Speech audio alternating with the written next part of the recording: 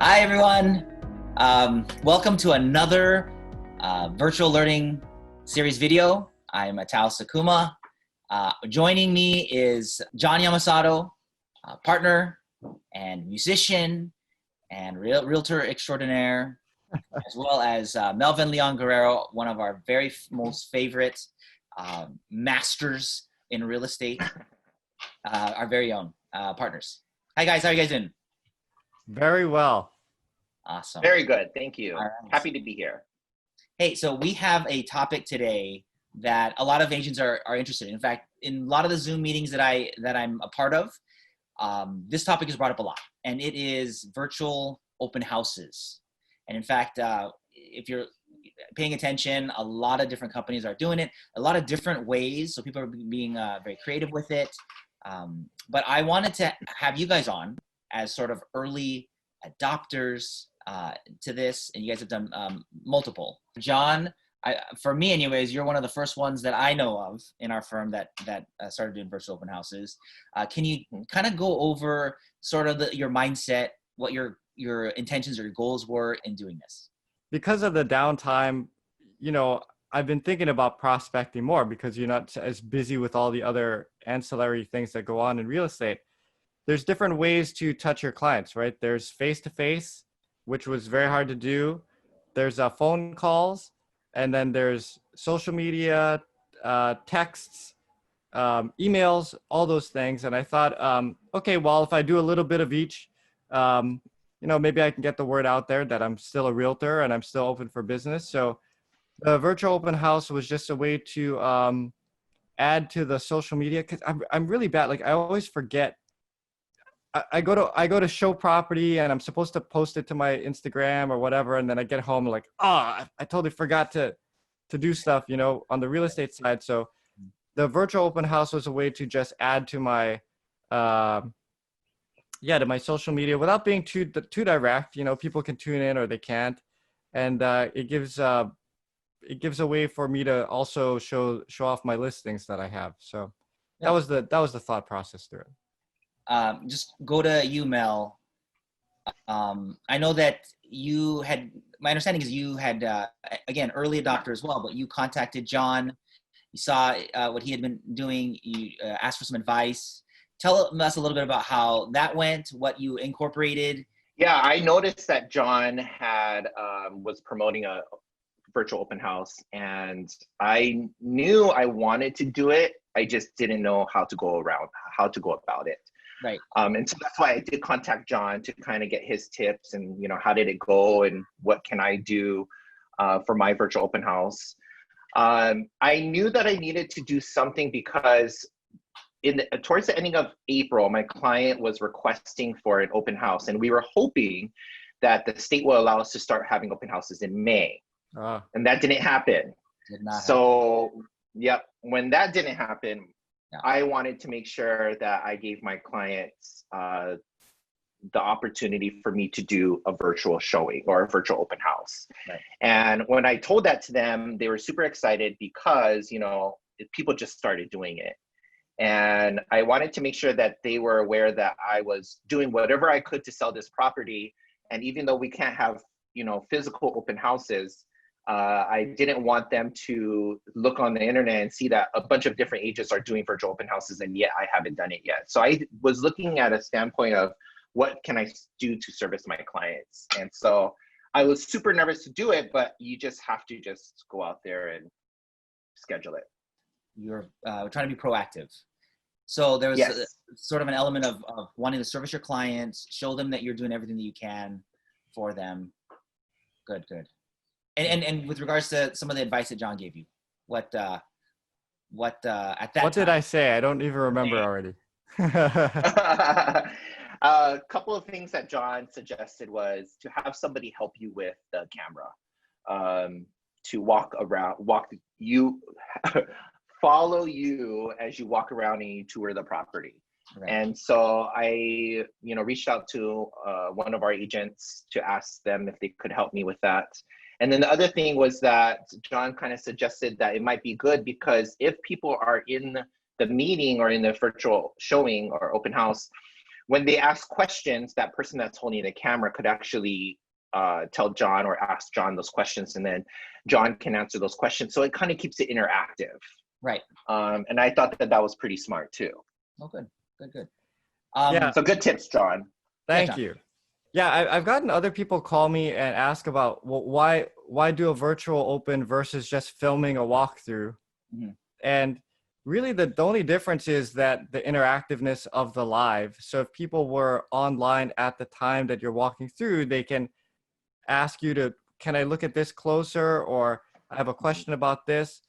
Now, it's very rare that you have someone tuning in at that specific time, unless they're very interested in the property and ask those kind of questions. But it just gives the opportunity, if that arises, for you to answer and have a discussion. So that's why, I don't know, I thought the virtual open house would be something kind of interesting to try. So we had talked about this a little bit earlier. We didn't necessarily want to do a how-to. I think there's quite a few resources that people can kind of look to.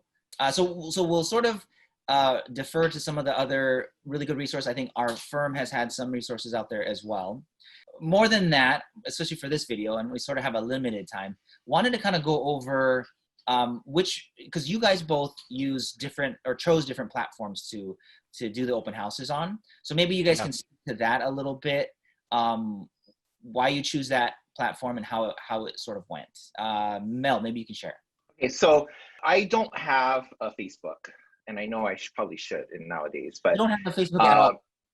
I don't have a Facebook. Oh, I have a Facebook just so that I could actually have a business account, but I don't use Facebook at all. Okay. I use more Instagram and other ones. And so I knew that I didn't have a big sphere enough to host it on Facebook or Instagram. And so what I wanted to do was just put it out to anybody. And so that's why I used Zoom. And, Zoom has become popular over the last couple of months. Yes. And I figure that, hopefully people have gotten used to it and were comfortable using it. And so I wanted to promote it on Zoom, and that allowed me to just not focus on my sphere, but put it out to everybody. And I know that when you put it into the MLS, and once you learn how to set up a virtual open house, there's a link, a URL that you can put. So I put my Zoom URL. And so that's why I wanted to use it, because I didn't have a good Facebook following. And so I wanted to just put it out to everybody on Zoom. Now you had just mentioned sort of an interesting experience that you had when you were doing it, a little bit of a pro and con with Zoom. Tell us a little bit about that. Yes. So I didn't know how to set it up as a webinar where people won't chat. And so I just did it as a regular meeting room.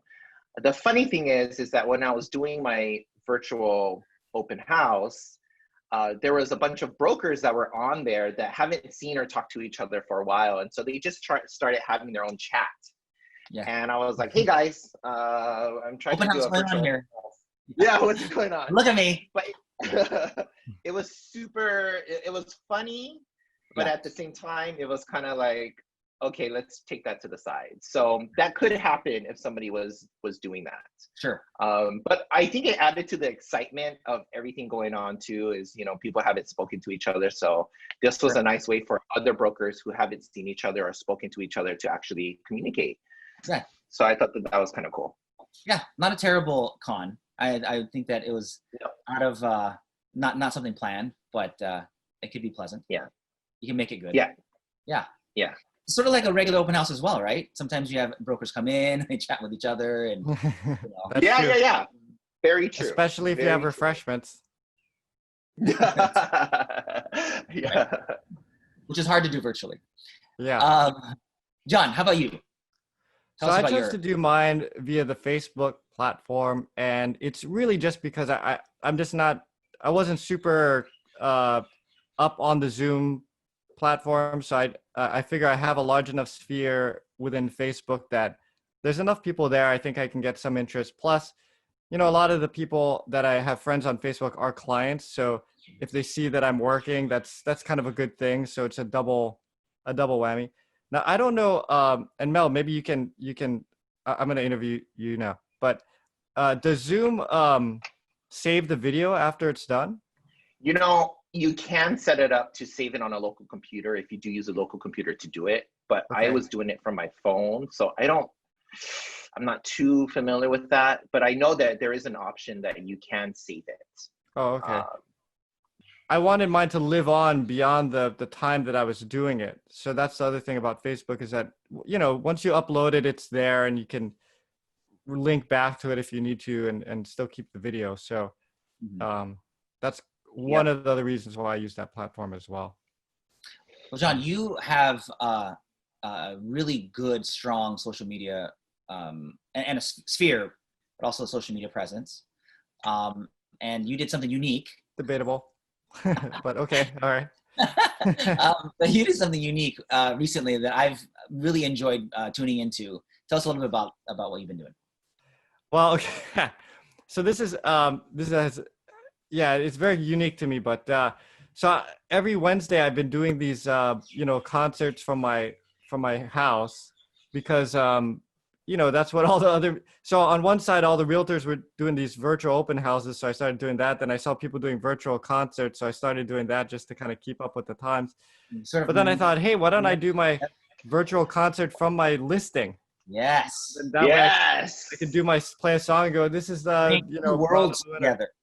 Yeah. Yes. So I've done one of those so far, which I think worked out okay. But I was telling Atau that the hard part is, you know, it has to be a certain volume in order for the mics to pick up on the phone and whatnot. And so I did bring a speaker, and it was a little loud. I did go to the neighbors, but because I was in a condo, you know, so I really was nervous about complaints from noise and things like that. So it made it a little bit less, I didn't feel like I could be really myself as much. And I was really watching the time, like, hey, I'm doing 30 minutes and then we're cutting this thing and like getting out of here, packing up.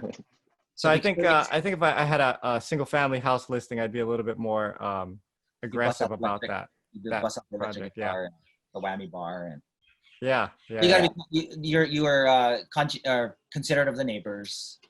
Yeah, I didn't want someone to complain and then they tell my seller, like, hey, why do you have this guy like playing music in your living room in the middle of the day? But that's awesome. No, so hopefully I'm gonna try to do it again. But I need more listings, so if anybody wants to refer somebody, there you go. I'll come and play on anybody's listing if they want me to. And then did you hear that? Some of the offers out there. Yeah. We'll set up a stream and I'll help promote it. Yeah, that'll be kind of fun, especially right now.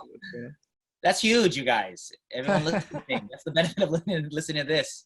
These virtual learning series. Yeah, I got to do these. I'm supposed to do these live streams anyway, so you know, might as well. That's good. See, Jon, you can play music. I can't, and so I end up dancing at my listings to try. Yeah, there you go.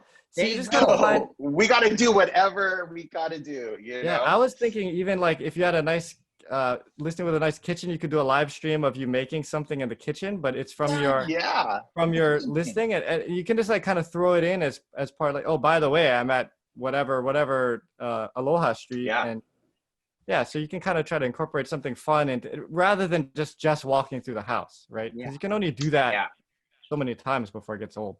Hey, that's a great little piece of advice, is to be creative with it, because it is new, right? There's nothing completely said of what you have to do, and so people are trying different things. But I think that would be great. That'd be fun. Yeah, awesome.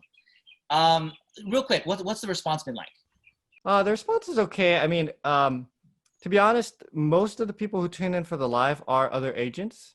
Okay. And you know, you think that's kind of like a bummer, but at the same time, I mean, these other agents may have a client, and they may get a client later and remember that virtual open house that you were doing.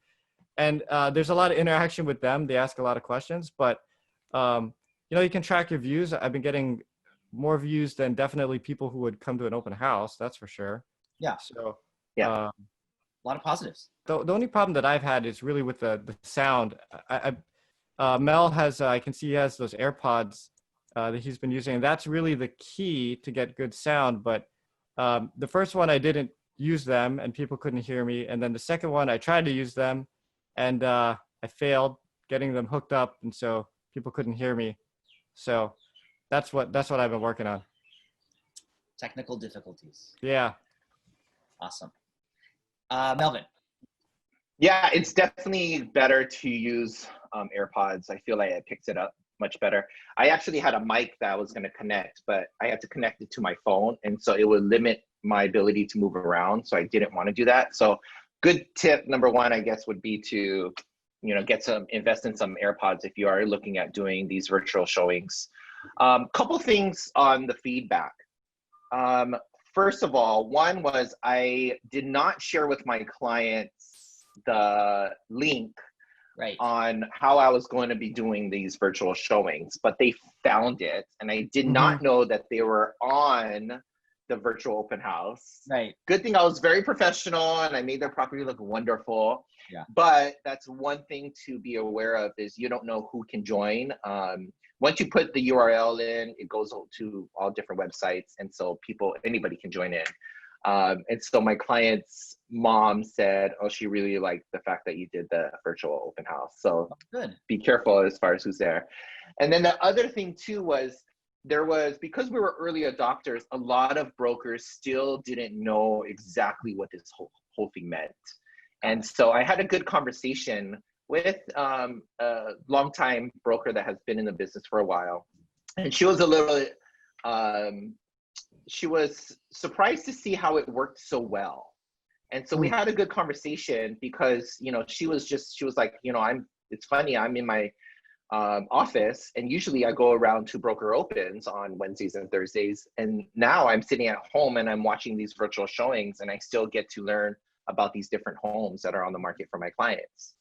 So that was a good thing. I as well as, making those relationships with brokers and showing the brokers that you are doing, other things to sell the homes. A question comes up in my mind. It's a great story that your client found it. It was good that you're a professional, and so it was a good impression. Would you suggest the agents to let their clients know that you're going to be doing that so they can tune in? What do you think? Yeah, I think so too. I think so. I did tell my clients I was going to do it, but I didn't share the link. So I think from now on, I think it would be good to share the link, because, although it's a little awkward, usually your clients are not there when you're doing an open house or a showing. Right. And so it's a little awkward to kind of know that they are watching you. But just try and put in the back of your head that they're not there. Yeah. I was going to say, I would just assume that your clients are going to watch it. If it was my house, I'd watch it, so you have to just assume that and just carry on as if that your client, you got to behave. Right. Oh, behave. Yes, which is why you need to practice. Practice what you're going to say. Okay, good. Hey, this comes to my sort of the tips. I know that you guys have given a lot of tips throughout this recording, but maybe we can circle back and give us some of your best tips. I would say practice what you want to say, and do a tour around the house so that you know what route you're going to take around the house. And if you have somebody there that's going to be holding the camera, kind of explain to them what you want to do to showcase the best features of the house, so that they know, and you're not bumping into walls, and they're not bumping into walls and bumping into each other and stuff and so forth. I would also say to advance promote it as much as possible. I did my promotion about 5 days prior, and then I did 3 reminders before my virtual open house happened. When you say promote it, how are you promoting it? I was just actually sending it out through, I had Premier send out the blast emails to the broker community. Yeah. And then I made sure that I put the link in MLS so that people knew that it was coming up, for a while. And so whenever you put it in MLS, it does show virtual showing on this date and time. So I think that's good for you to promote in advance.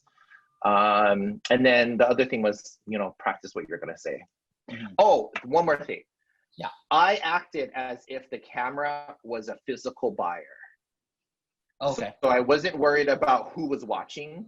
Yeah. I was pretending that person was the buyer. And so I was very animated and, just telling them everything about the place and that kind of sort of stuff. And I think that that's kind of what helped to kind of get me over my nervousness. It's like a true virtual first person player storybook. Yes. Nice. Yes. Very nice. How about you, John? Any tips? Okay, so I have a couple more that I can add. One is, you know, I wouldn't overthink it too much. It is a virtual open house. Basically, all you're doing is you're taking, like if you had a really busy open house, right, you would have gone through and shown the house like 30 times with 30 different people. Mm-hmm. All you're doing now is you're just getting all those 30 people and just taking them all around at once. So I wouldn't stress out too much about it, and just think of it as, yeah, it's just an open house, just like you would do any other Sunday. And so I write down notes. I carry around a sheet of paper, and if I want to, you know, you don't have to memorize everything. I don't think people are asking you to be a, you know, like a professional tour guide or something like that. If you got to look down at your notes, you look down at your notes and you talk. But the more comfortable you can be, you can get away with things like that. Versus if you're just all tightened up and not comfortable on camera. So yeah, I would say, you know, maybe you want to run through it a couple of times if that's going to make you feel looser and more comfortable doing it.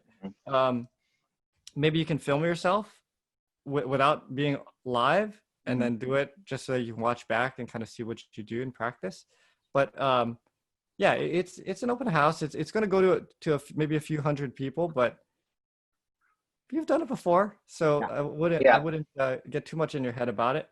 The other thing was, if it's an owner-occupied house, ask the seller if you can hook up your phone to the Wi-Fi, because that'll give you a better connection, and less likely that you'll start to you know, go in and out and whatnot. So that's what I've been doing, is asking both of my listings have been owner-occupied, so hook up to the Wi-Fi before we start. Great advice. Yeah. You know, I have seen some other brokers do virtual open houses, and they were not even in the camera. So they were just filming the property and speaking behind the camera. So for someone who's not, you know, or who's camera shy, they could do that too as well. Right. Just walk around and doing, you know, just talking about the property as you walk around and show the property. So people do it based on their comfortability, I guess. Hey, you guys, that's awesome. Thank you so much. You know, I got a lot out of it. Some of the great things, you know, I think it's important to be prepared. And in that, you know, you guys have talked a lot about what you can do to be prepared. Don't stress out too much about it. It's sort of a new technology, but it's, you know, it creates a lot of opportunities. And so just kind of have fun with it. Those are some of the takeaways that I've had. I'm sure that everyone else has had a lot more. Lastly, before we leave, very short answers, please. Are virtual open houses here to stay? Melvin. They are here to stay, Atau. We're going to see this becoming more and more popular. So get used to doing them. Next, John. Same question. In the current way it is, I think we'll be back to regular open houses once that comes back. So we may see these around, but we'll be back to regular open houses at some point. There you have it, you guys. The first controversy VLS history. What the outcome really is, you decide. Okay. That's right. Hey, thanks, you guys. Really appreciate you guys doing this with us. I thought it was really fun for me. Thank you. Oh, and then also, Melvin and John, again, graciously has said, if you guys have any other questions with it, feel free to contact them directly. Yeah. Yep. Reach out to us. Awesome. All right, thanks. Thanks. Bye. Bye-bye.